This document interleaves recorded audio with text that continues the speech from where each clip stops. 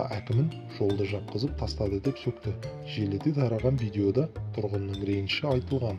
Видео желіде қызу талқыға түсіп жатыр. Бұл ретте қоғам белсендісі журналист Сәуле Әбілдаханқызының да айтары бар.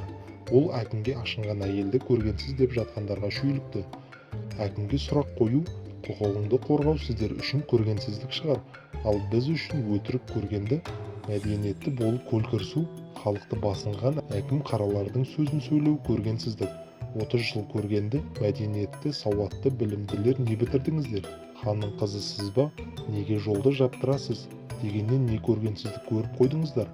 Көргендеріңіз, көздеріңіз өткір екен.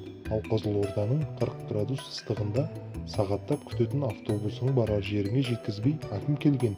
Жол жабық деп жарты жолдан тастап кетсе, үйіңде 5 балаңды қамап кетсең, кенжесі емшектегі 3 айлық шақалақ болса, көрер едік мәдениетті, көргенді болғандарыңызды.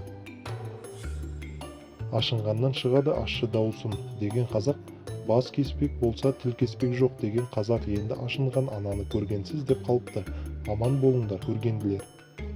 Бір нәрсе анық, 30 жыл бойы іріп шіріген, сасып борсыған мына елді көргенді мәдениеттілер емес, өз құқығын қорғауға ұмтылатын көргенсіздер өзгертеді. Сол кезде де біз сияқты сауатсыз, қараңғы көргенсіздер емес, сіздер сияқты көргенді, білімді, сауатты мәдениеттілер тағы да биліктің бір жайлы орнына жайғасатыны анық.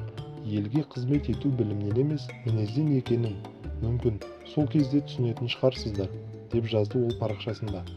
Айта кетейік, Қызылорда тұрғыны Сандуғаш Тұрлыбекова әкім Сәуле Әбілдаханқызыға «Ханның қызысыз ба? Жолды неге жапқызасыз?» деп дүрсе қоя берді.